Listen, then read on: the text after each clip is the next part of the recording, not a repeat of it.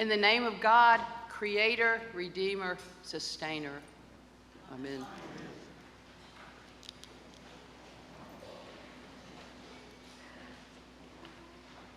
And he said to them, "Take care, be on your guard against all kinds of greed, for one's life does not consist in the abundance of possessions." The story starts today with a question, once again, seemingly being randomly posed by a person in a large crowd. We have no backstory on the man. He's just one of the listeners. And his question, while something perfectly legitimate to be asked of a rabbi, serves no real purpose in the story, except to reemphasize that Jesus is not like the other rabbis. He isn't just about the law, and Jesus uses this question as a conduit to teach a lesson about materialism and wealth. The man in the crowd most likely was a second son, and he wanted more than his share. The law of the time said that the first son receives a double share and the rest is to be divided among the other sons. In this case, the young man wanted Jesus, who was a respected rabbi, to give counsel that the elders share his portion. Asking a rabbi to adjudicate was nothing out of ordinary in the time. But again, Jesus, being anything but ordinary, took the opportunity to further his teachings as to his followers should feel about their material possessions. "Friend who set me to be a judge or arbitrator over you, be on guard against all kinds of greed." Jesus then tells the parable of a rich man and his abundant harvest. In that story, the man, seeking only his own counsel, decides to store every single thing, so he is basically set for life. Tear down the small storages, build bigger ones, and hoard it. He can do what he pleases because he's only pleasing himself. I did think a lot about the toilet paper crisis of a couple of years ago when I was thinking about this. Well, God steps in and calls him a fool because in all his egotistical backslapping and congratulations of himself, he has neglected his relationship with God. The end of his life is suddenly upon him, and God asks, "What good is all this to you when you have only this to yourself? Where is your treasure with God?" Well, I had a good dog once named Tilly. She lived a good long life, and she was sweet and loyal and my good friend. And there was no doubt that she loved me about more than anything. But I tell you, there was one thing that got more of her attention than I ever could, more of her love, and that was her tennis balls. She did not care how many were in the room at any given time. They were all hers. At one point, when she was about one and still more puppy than dog, I had an opportunity to dog sit for Tilly's brother Rocky and her sister Maggie. The three dogs had already had a lot of play dates where they chased balls that we hit in the lawn space over at Challenger Middle School. Gail Dodson also said she remembered me doing it over near Chaffee. And all three of the dogs would eagerly give chase to the tennis balls. But they all ultimately knew that no matter who got there first, Tilly was the one that had to bring the ball back. They knew. Well, my friends brought their dogs over that day to leave with me, and I put the dogs in the den with the gate up that keeps them downstairs, because at my house you have to be two to be able to roam into the kitchen. And so I left them in there, and I went outside to see my friends Alicia and Susan off. And when I came back in, Tilly was perched on the couch with the other two dogs on the floor trying to nuzzle their way underneath her. Turns out she had gathered every single tennis ball that was downstairs, put them on the couch, and then sat on them, keeping the others from touching her things. She was like a mother bird hatching her eggs. It always reminds me of the way Woodstock would kind of sit on top of the doghouse. But you know what? Tilly found out that hoarding was no fun. You can't really run around and have a good time with your friends if you're worried about your stuff. Tilly, being a dog, was only thinking about herself. Like Tilly and like the rich farmer in the gospel, we are tempted to think that all that we have, whether it's large amounts of money, big houses, nice cars, pretty clothes, etc., is what makes us happy. Sooner or later, though, most of us learn that no amount of wealth or property can keep us secure in our lives. Wealth cannot protect us from genetically inherited diseases or from tragic accidents. No amount of money or possessions can keep our relationships with one another healthy and our families from falling apart. In fact, wealth and property often are what drives a wedge between family members, as in the case of the brothers fighting over their inheritance in the beginning of our text today. But more importantly, no amount of wealth or possession can secure our place in our lives with God. In fact, Jesus repeatedly warns us in the Gospels that wealth can get in the way of our relationships. And today he pointedly said, be on guard against that greed, because your life is not about your possessions. Now, that being said, this gospel is not about the evils of wealth. It is about the evils of greed. Rich people can love and serve the Lord just like a poor person or a middle class person like me.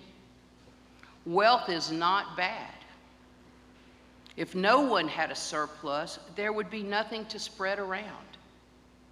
And Lord knows there are needs.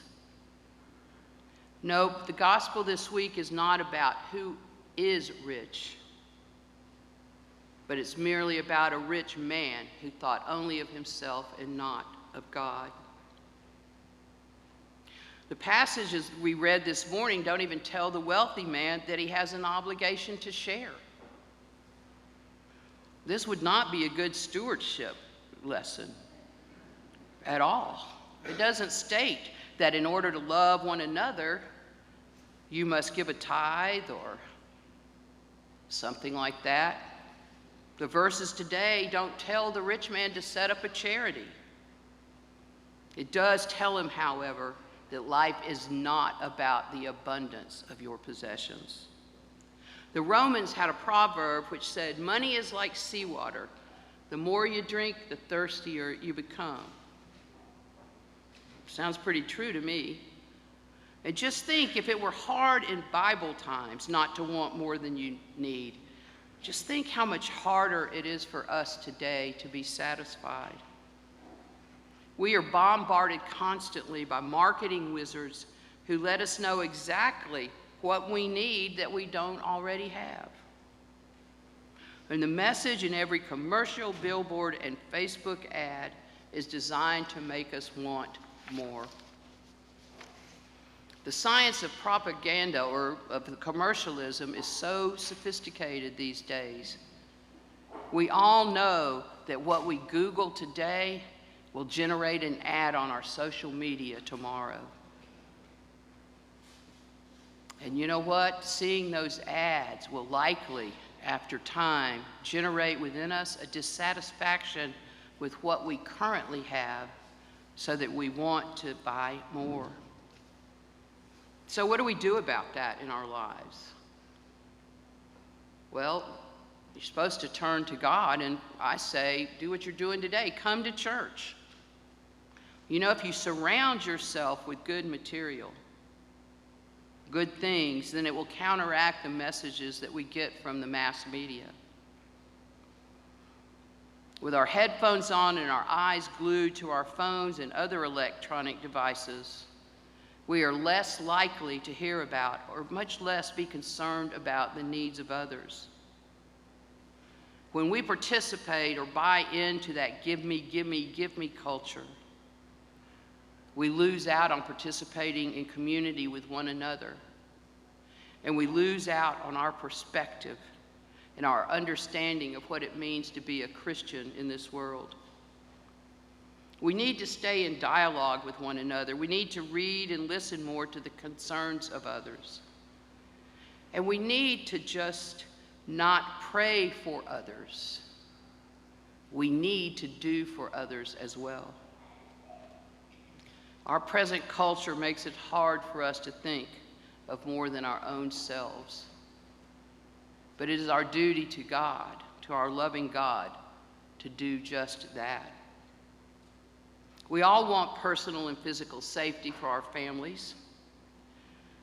We want monetary and food security, and we want what we need for a comfortable retirement. Lord knows I don't want to live with my children. Oh, I'll live with you, Abby, though. You know, what we want, just fill in the blank. We want lots. And when we want first, and then when we have enough, we do have the opportunity then to think about others. It's okay to want things for yourselves and your families. But what is enough? And when can we spare it for others? How do we define that balance? How do we become rich toward God? In a few minutes, we're going to graduate 3 people from EFM, Education for Ministry. You can read about it in your bulletin insert today.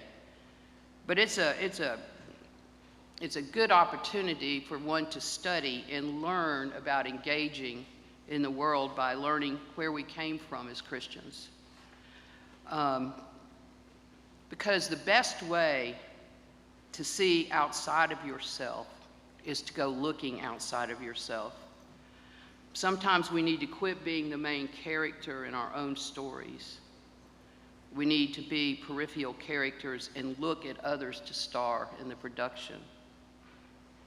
We need to be aware of the poor and the needy. I know I can make it so my Facebook only shows me happy things if I want. I can make it so it shows me only all the people getting mauled by bears in the national parks. We have control over what we see and do. It's our job to go outside of that and to look, because we know the world has more needs than we do. Mary Oliver, an American poet whose main themes were the intersection between the human and the natural world. She wrote, "Pay attention, be amazed, tell someone about it." And I think that's pretty much how we need to look at the whole world. Now, maybe when we pay attention, we won't be amazed. We might be appalled instead. But regardless, we are commanded to look around us. And then we are commanded to not just tell someone about it, but to do something about it. We can avoid the trap of the rich farmer, and we can avoid the trap of materialism in our own lives. So let's pay attention to what's happening to ourselves, our families, neighbors, and friends. And let's be amazed at all the opportunities God presents to us, so we can tell the story and begin to do something about it. Amen.